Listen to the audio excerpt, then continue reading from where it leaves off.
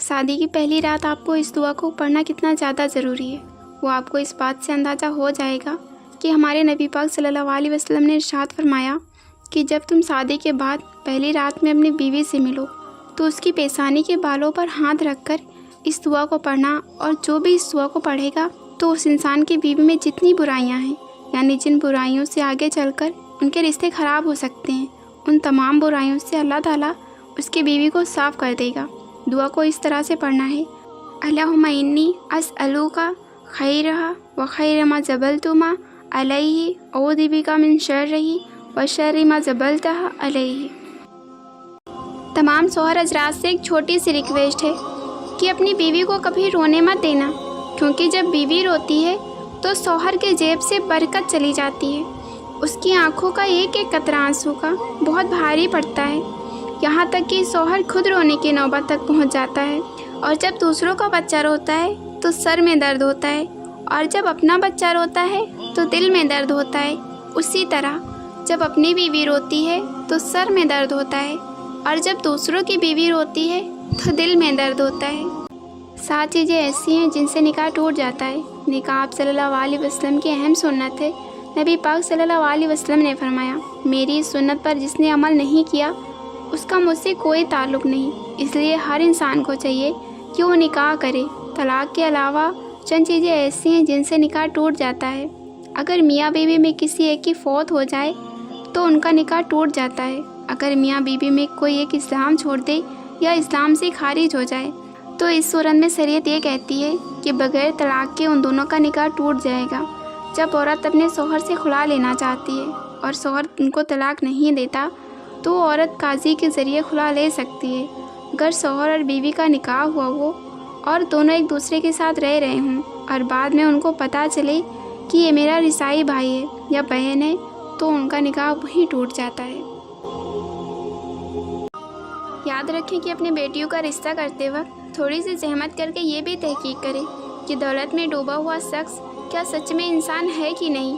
आजकल के माँ बाप अपनी बेटी की शादी ऐसे शख्स से करते हैं कि जिसके पास माल होता है और उसकी दीनदारी और उसका अखलाक जाने बगैर उससे अपनी बेटी का रिश्ता कर देते हैं, और ऐसे लोग अपनी बेटी की ज़िंदगी बर्बाद कर देते हैं। इसलिए हमारे नबी सल्लल्लाहु अलैहि वसल्लम ने फरमाया कि निकाह के लिए तुम दीनदारी देखो, लिहाजा थोड़ी सी जहमत करके ये भी तहकीक करें कि जिस शख्स से आप अपनी बेटी का रिश्ता करने जा रहे हैं वो सच में इंसान है भी कि नहीं।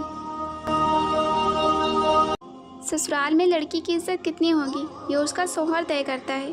गुजरा गौर कीजिएगा, जहाँ 2 बहुएं हों, एक सुबह से शाम तक सबकी चाकरी करे और खिदमत भी बहुत ज़्यादा करे, फिर भी ताने ही पाएगी क्योंकि उसका शौहर उसके खिलाफ होगा।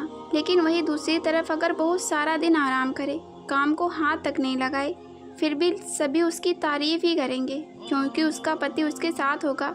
घर में 2 तरह की बहुएं होती हैं, एक जो थोड़ी कामचोर होती है, किसी की परवाह नहीं करती लेकिन बहुत खुश रहती है, जो दूसरी तरफ जो सबका ध्यान रखे, जो घर का सारा काम करे, परवाह भी करे लेकिन कोई उसको पूछता तक नहीं, वो सबसे ज़्यादा दुखी रहती है।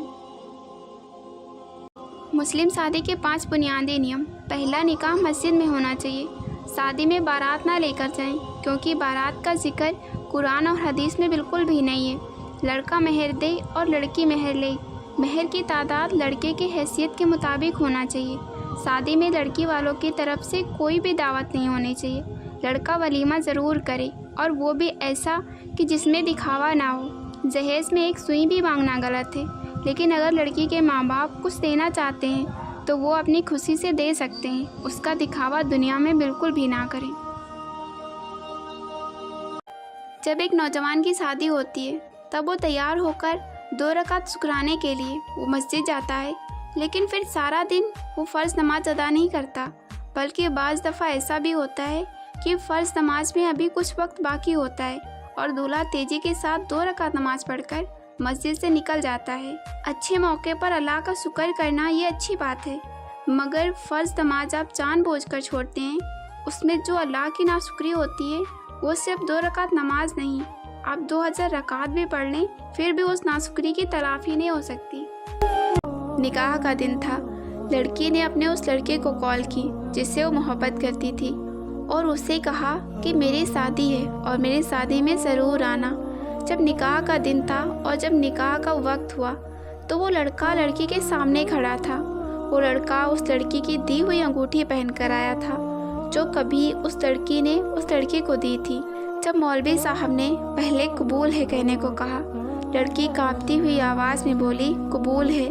لڑکی نے فوراً لڑکی کی طرف دیکھا اور وہ گردن جھکائے اس لڑکی کے سامنے کھڑا تھا۔